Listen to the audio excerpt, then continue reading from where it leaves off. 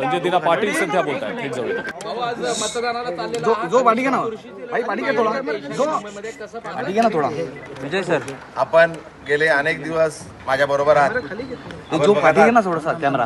कुठल्या पद्धतीने लोकांचा प्रतिसाद पहिल्या दिवसापासून मिळत आहे आणि आजचा दिवस हा महत्त्वाचा आहे माझ्यासाठी, माझ्या परिवारासाठी, मित्रपरिवारासाठी, माझ्या पक्षासाठी, आमच्या मित्रपक्षांसाठी आणि सर्व जनतेसाठी. जनतेने निर्णय केलेला आहे.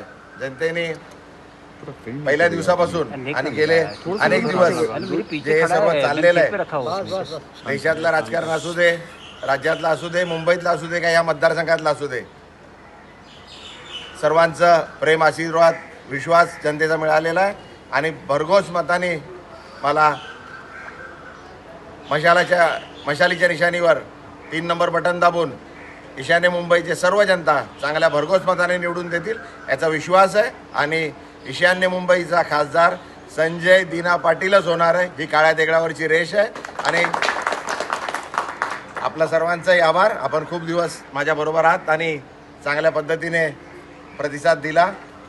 चांगलं वाईट सर्व होत राहिलं. खूप वाद विवाद पाहायला मिळाले. थोडासा दे ना पीछे.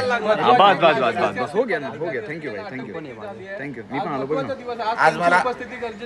आज मला त्यांचं कमी तर, माझ्या बरोबरचे सहकारी, माझे मित्र, माझ्या परिवाराचे सदस्य आहेत ते, त्यांची कमी तर आहेच, पण त्यांनी जे काम एवढ्या दिवसात केलं होतं त्या कामाची पोचपावती हे मतदानाच्या रूपाने मिळेल आणि लवकरच माझ्याबरोबर हा जल्लोष करायला येतील. आता सत्तेचा दुरुपयोग काय चालतोय ते बघितलाय. आम्हीच कंप्लेंट करायला गेलो होतो, आमच्याच लोकांनी कंप्लेंट केली होती आणि आमच्याच लोकांवरती खोटे गुन्हे दाखल करून आमच्याच लोकांना आत्महत्या, त्यांना बंद केलं पाहिजे होतं, त्यांचे पैसे पकडले पाहिजे होते. करोडो रुपये तिकडे होते. आपल्याला सर्वांना माहिती आहे, आपण सर्वांनी बघितलंय. त्यानंतर आमच्याच लोकांना दाबून तिकडे सर्व ते पैसे काढून घेण्यात आले. तर हा सत्तेचा दुरुपयोग आहे. पण जनतेने हे सर्व मनावर घेतलेलं आहे, जनतेने बघितलंय काय झालंय, त्यामुळे जनताच न्याय देईल असा आम्हाला विश्वास आहे.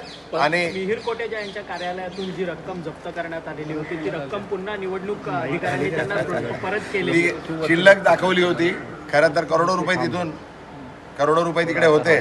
पण आता पंतप्रधानांच्या सभेतून उपमुख्यमंत्री साहेबांना ते मीटिंग सोडून तिकडे यावं लागलं.